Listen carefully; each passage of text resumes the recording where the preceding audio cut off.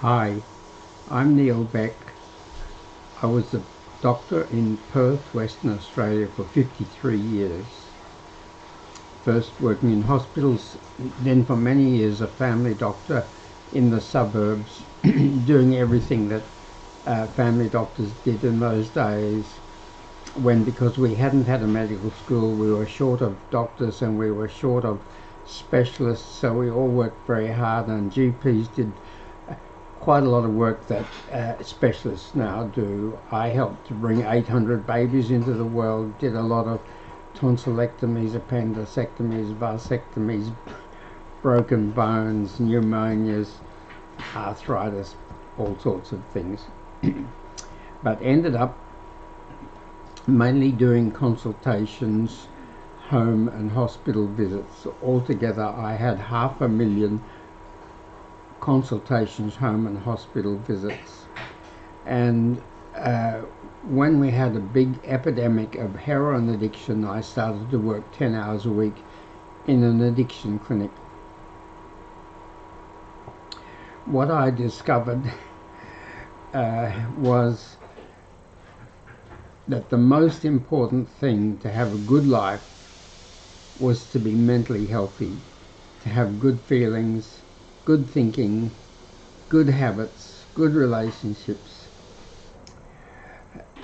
And the worst thing that caused the most suffering was bad mental health, which caused bad feelings, bad thinking, bad habits, bad relationships, and especially it quite often ended up in addiction, and addiction on top of mental ill health is a terrible fate.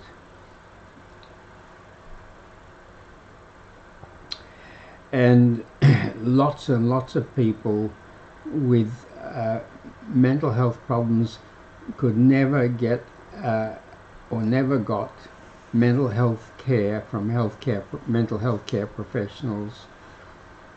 And as far as I could see, nobody who needed mental health care got enough, and they often had to wait a long time because of waiting lists. And there were various problems that caused that. One problem was that the tools that mental health care professionals used were too few and had great weaknesses. There were really only two: medicines. Medicines had the problem that so many were addictive, and they were too slow. Tablets and capsules were too slow. And another problem was that there were many blind areas in mental health.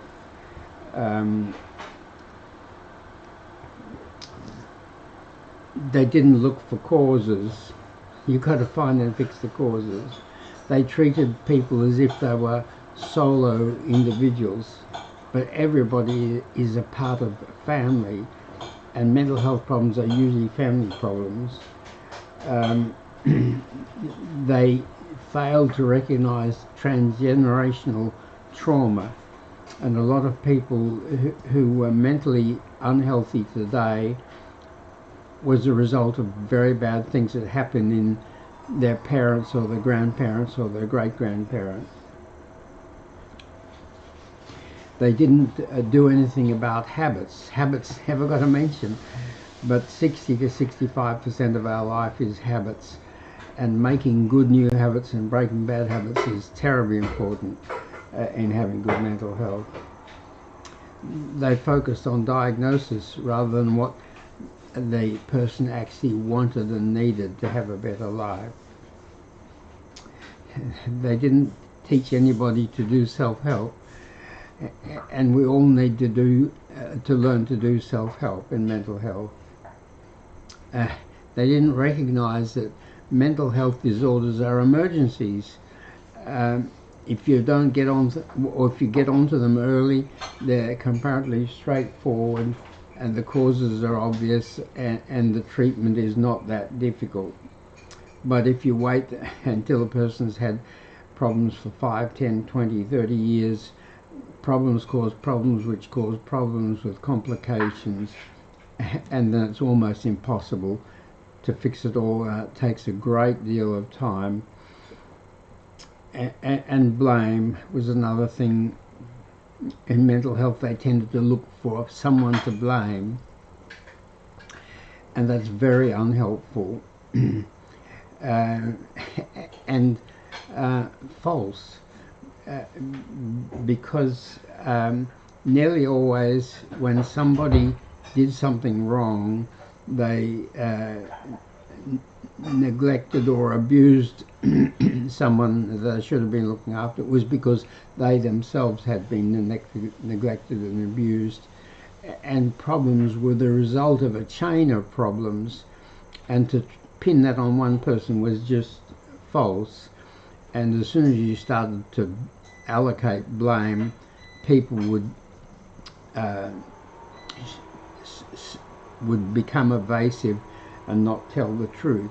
And what you really needed to do was find out exactly what went wrong and exactly why it went wrong, and you weren't going to find out if people thought they were going to be blamed.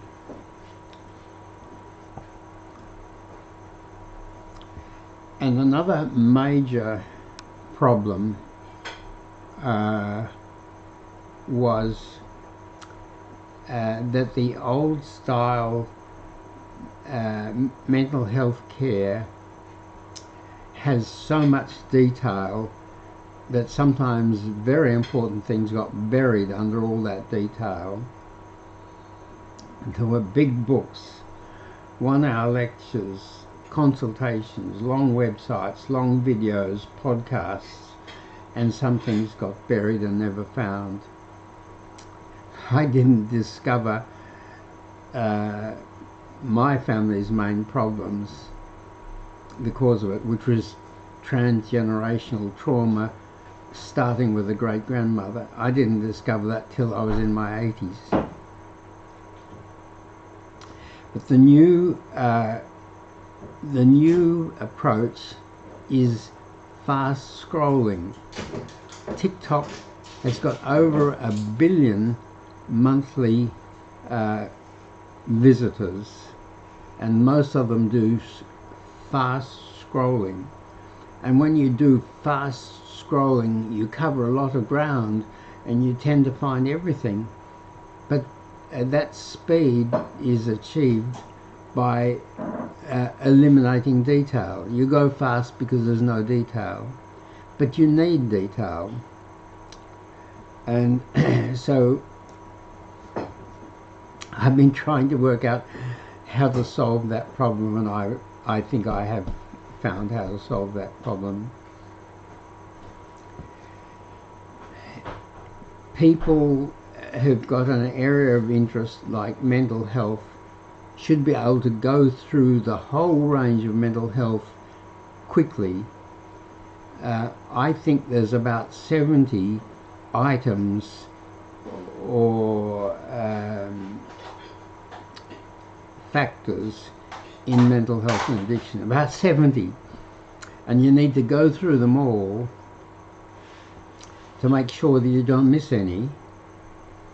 But most of them don't apply, only some of them apply in each case, and when you strike one that applies to you, you have to have detail. You need detail.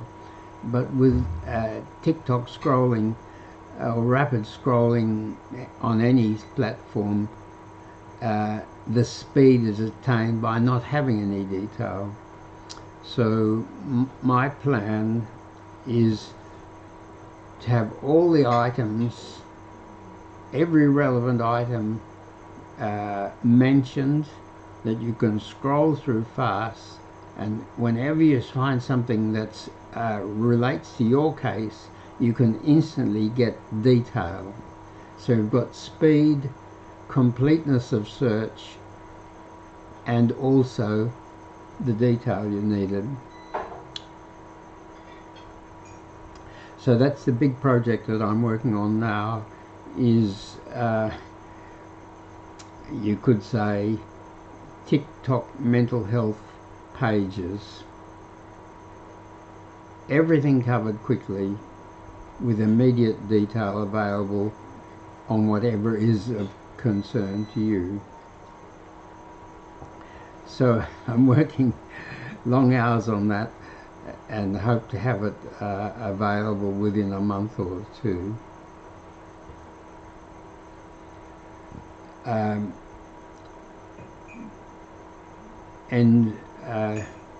Yeah.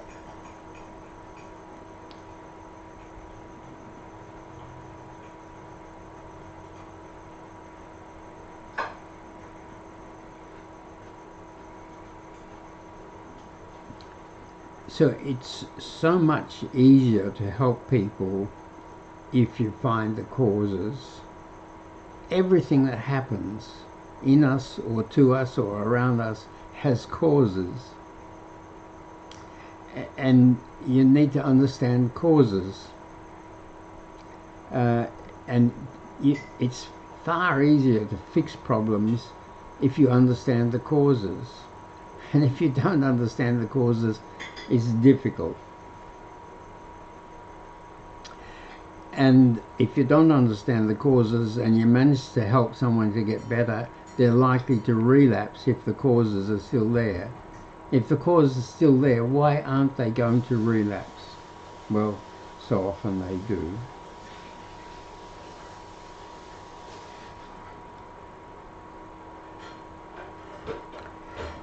And it's so important to realize that nobody is a solo individual.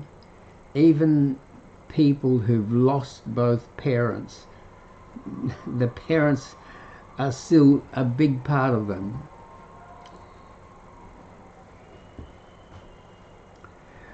We're the end product of a long chain of mums and dads and grandpas and grandmas and great-grandpas and great-grandmas.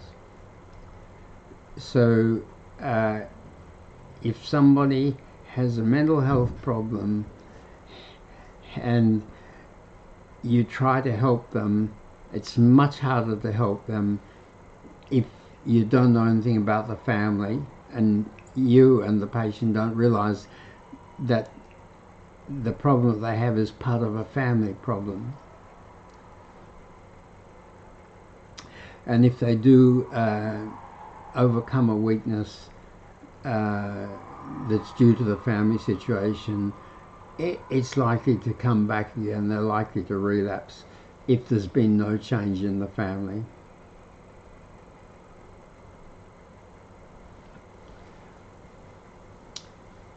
And it's so important to understand that the mental health today can be very adversely affected by problems that the mother or the father or one of the grandparents or one of the great-grandparents had long ago.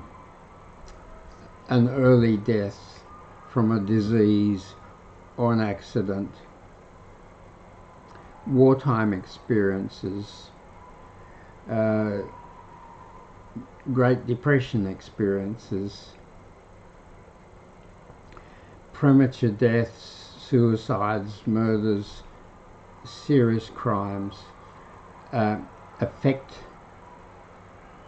the person concerned particularly, but affect the family, and that can affect the feelings and thinking and attitudes of the next generation. And it's worse if those bad things are kept as secrets. They need to be faced, understood, and then successfully forgotten. But if they're hidden from the children or the grandchildren, they go on influencing them, giving them unhappy thoughts, disordered thinking, disturbed behavior, poor relationships without knowing why and without being able to effectively correct those things. And it's so important to realize that 60 to 65% of our life is habits, and that being able to make good new habits and to break habits that are harmful is so important in being healthy and happy and strong. What are habits? Habits are behaviors that we do over and over and over so often, so long, that the underlying internal triggers and the electrical messages that run from your brain along your nerves and the chemical messages that run from your brain and your glands in your blood get stronger and stronger and stronger until they become very easily triggered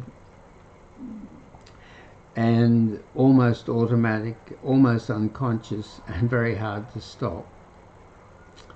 And our brain is so busy, it has so much to do, that it has to turn anything that happens very often over and over again into a habit, whether it's helpful or unhelpful. Your brain can only really focus, consciously concentrate on one thing at a time, and there's enough very difficult things or changing things or infrequent things that it has to focus on doing correctly, that it has to turn everything that happens over and over and over again into an automatic, unconscious habit. So how do you make a good new habit? Like exercise or consistent work or consistent study. You just do them over and over and over again until they become automatic. And some of the things that we want to turn into habits we don't like very much. Maybe exercise, maybe study, maybe work. What you have to do is you first of all think about it, talk about it, research it, and become very sure that your life will be better if you make that new habit. And once you're very sure that your life will be better and how it will be better, it's much easier to do that thing over and over again. And then to do it over and over and over again, make it convenient, make it simple and easy, not complicated to begin with. You can add the complications later once you've established the habit. And enjoyable. Somehow try to make it enjoyable. Congratulate yourself when you do it. Give yourself some sort of little harmless reward when you do it. We've recently are developing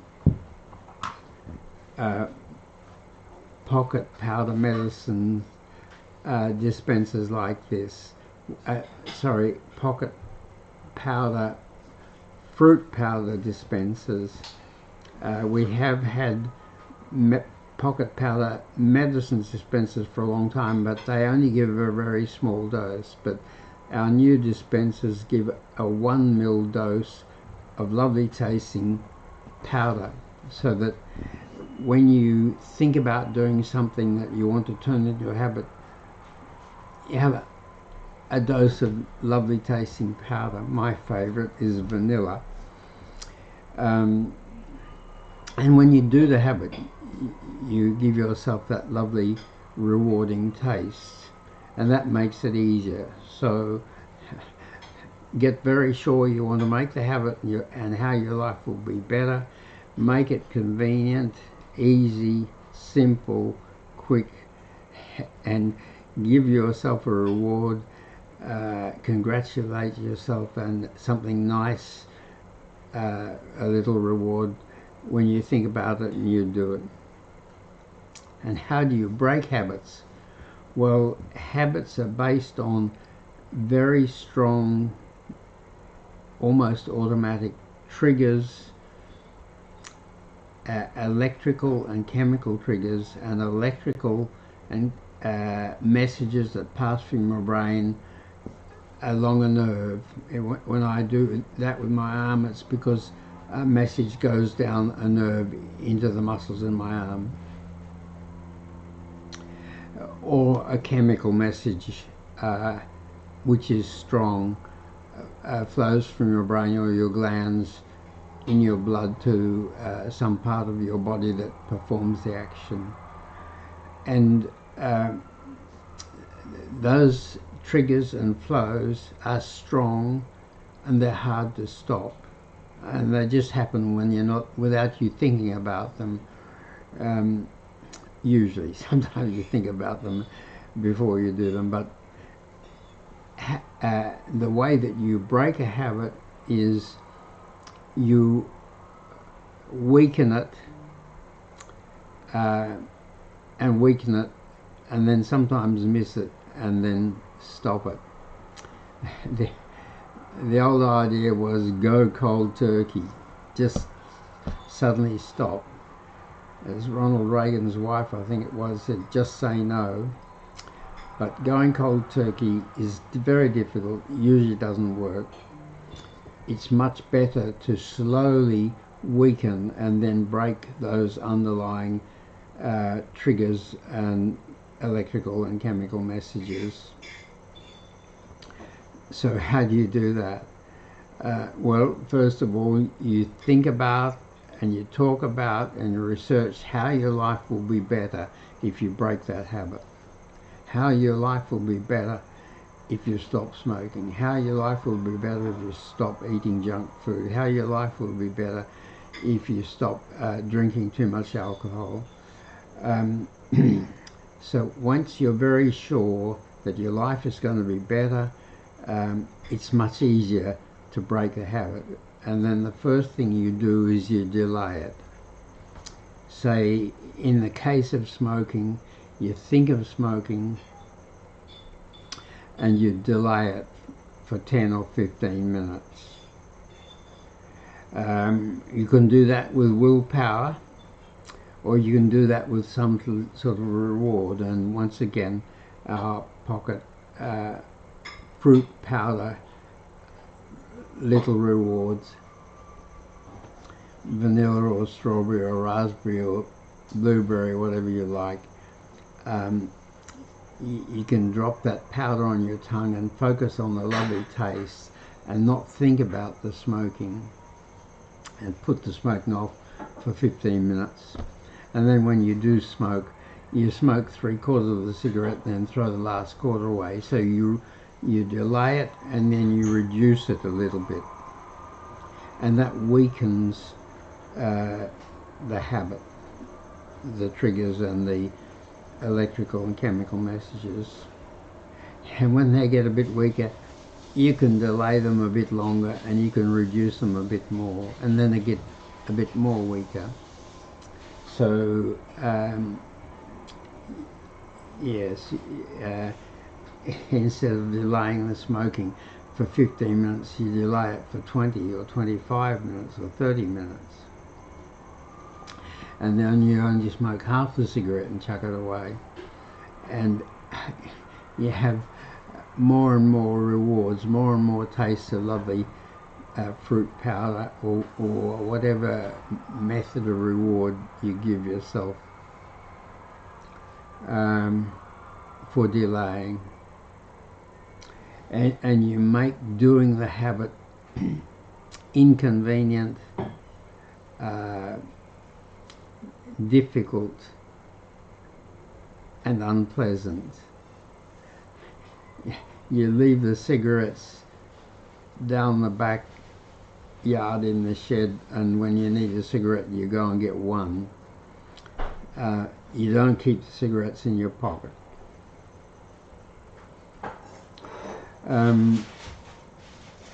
So you make it inconvenient, and you make it unpleasant. Maybe before you have a smoke you have to do 20 push-ups or so much time on your exercise machine. Just make it difficult, or reward with a lovely taste or some other reward. And as it gets weaker and weaker, it's easier and easier to delay it. So in the case of smoking, after a couple of weeks you're smoking a quarter less. After another couple of weeks you're smoking another quarter less. You're only smoking half. And after another couple of weeks you're only smoking a quarter what you used to smoke, and then it becomes fairly easy to stop. And if you're using our tobacco fix powder medicine on the tongue, or you're using our lovely tasting fruit powder on the tongue, you keep the dispenser in your pocket all the time, because the big problem with breaking habits is relapses. With great effort you stop something, and then a week or a month or 3 months or 6 months or a year or 2 years later something happens, and bang, you have one cigarette and you're gone. You have one drink and you're gone. You have one outburst of anger and violence and it all comes back. So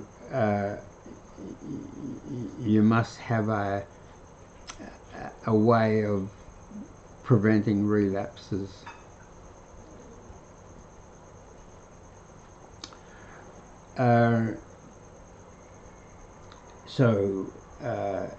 Causes, family, transgenerational traumas, habits, wants and needs.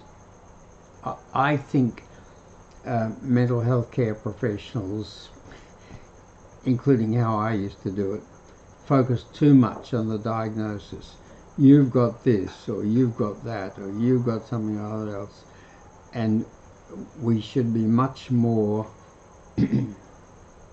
attuned to getting people to understand what they want and need to have a better life. Not that well, they've got ADD, ADHD, but the main thing is they want to focus better, to concentrate better, to be calm, not impulsive, and to be steady, not racing and hyperactive. Focus on what they want and need to have a better life. To be calm and relaxed instead of worried and anxious and panicking. To be calm and smiling instead of being irritable, angry and violent. Focus on what you want and need to have a better life, and think about that.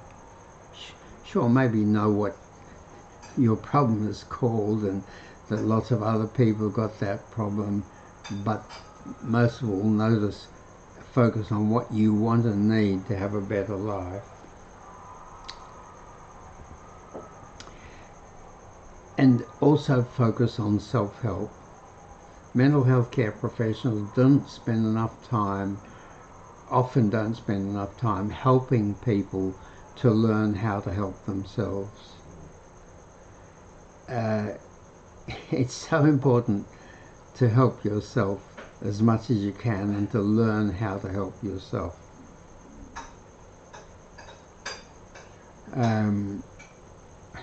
and that's a problem where the tools come in.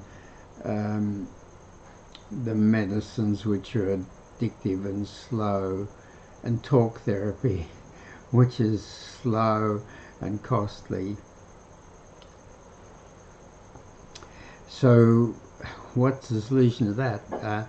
I came to the conclusion that the solution was to have a complete package of mental health and addiction care tools which people could use themselves. And so over 27 years I've developed 8 such tools. Videos, originally long videos, but now 1-minute videos that you watch on your smartphone. So anytime, anywhere, whenever it's important to you that you're focused on it, watch a 1-minute video on the particular problem that you want to fix and what you want instead of that problem. Videos, websites, places where people can go and find out what they need, and that they can do that at home or anywhere on their phone at any time when it seems important to them and they're focused and concentrated on it. But my first website, well, not my first website, but my second last website, still there, is mentalhealthvideos.com, mentalhealthvideos.com, and that's got substantial information about all the problems.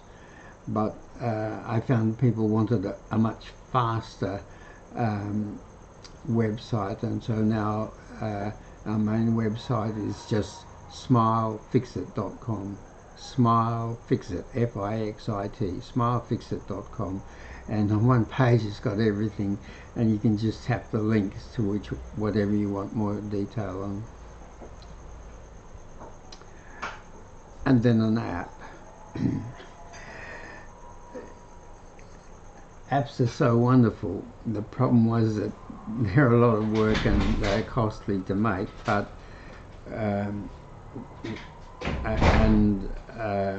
I went from doing the complete interview, which took too long. When I got very busy, I just couldn't get enough time to do that, to using a 20-question website, which one of my assistants would do with the patient, and then I could look at the checklist report and talk to the patient about it, and in 10 minutes do what took me 30 or 35 or 40 minutes to do before. But even that 20-question checklist was slow, and people still had to come to the surgery, and it involved another person, whereas we now have the Mental Fixit app, and you can download the free Mental Fixit app onto your phone in a few seconds. You just tap the App Store or Google Play button on your phone and download the Mental Fixit app, and you can answer its questions, which cover all the important things, and get an instant report. And on the instant report, it tells you which 6 1-minute videos will help you most with your particular problems. It tells you what all your problems are and which are the worst, and the scores for each of the problems. Bad problems, score of 15, moderate problems, score of 10, mild problems, score of 3 or 4 or 5. And the instant report also tells you which medicines are likely to work best, although of course you still have to get a prescription for that from a doctor, which can be done online. And also the final thing, which is very important, is you get a total score graph, because every time you do the Mental Fixit app check, which you should do quite often, um, you tap your chosen severity for each problem, which has got a score. The program adds up the scores for all the problems that you've tapped as a problem and gives you a total score, and then it puts those total scores in a graph. So as soon as you look at your instant report, you can see from the graph whether you're getting better or not. So you know immediately whether the treatment is working or not, or whether you need different treatment.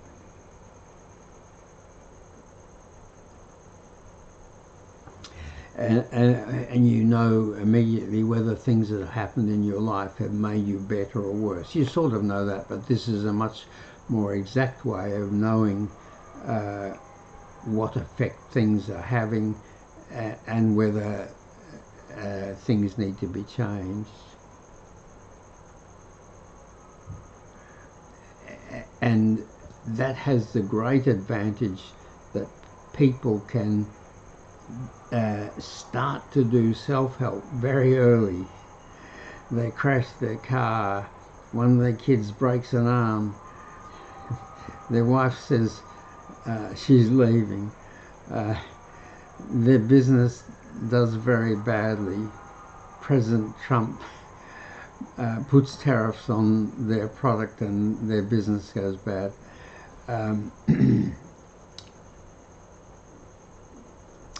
They can straight away take out their phone, go to the app, do the app, and get recommendations on treatments. And when you fix a problem, as soon as it starts, it's much easier. The problem's simpler, clearer, the causes are more clear and obvious, and the complications haven't started to set in. So fixing things early is very important. And it's very important to avoid the blame game. I think mental health care too often looks for people to blame, and that just makes things worse. And it's not realistic. Every problem has got multiple factors. If your mother or your father neglected you or troubled you, that's nearly always because their mother or father neglected or troubled them, and that was because of the Vietnam War or the Great Depression or the earthquake or whatever. And blaming a person is not helpful. What you need to know is exactly what happened, or as near as you can find out exactly what happened and exactly why it happened, so that you know what to do to fix the problem or correct the problem. And blaming someone is not a good answer. Blaming yourself is not a good answer either. You didn't cause the problem. The problem had multiple causes, and if you did the wrong thing, that's not good, and you shouldn't be happy about it. But don't assume that you are the total cause of your problems. So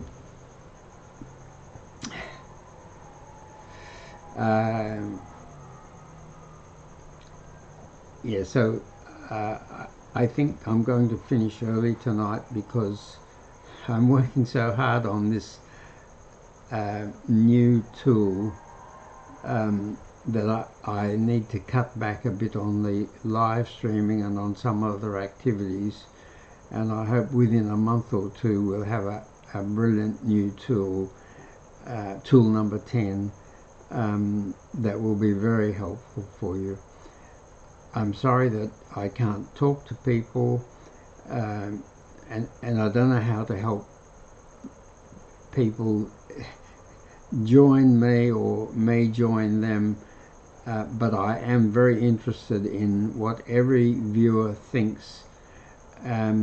So please, on whatever platform you watch us, send us your comments, your questions, your criticisms, and or email us.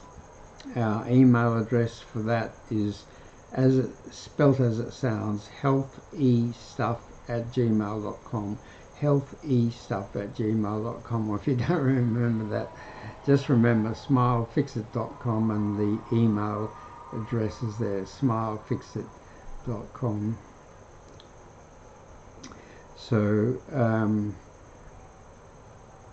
and after I've done this session, I go through all the inquiries and comments that we have, and I'll do that again tomorrow morning because a lot comes in overnight. Sometimes there's 70 comments, sometimes 170 comments, and we can't respond to all of them because the message doesn't go if they're not followers. But we do our best to contact in that way and communicate, because feedback is so important. So today is Friday. I'll be back again tomorrow. It's Saturday at 7 p.m. Perth time, which is 9 p.m. Sydney and Melbourne time, which unfortunately is 7 a.m. New York time and 4 a.m.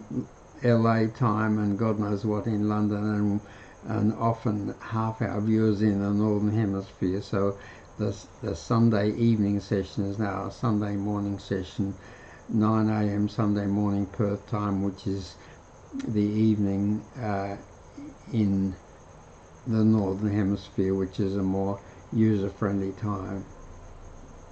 Okay, bye.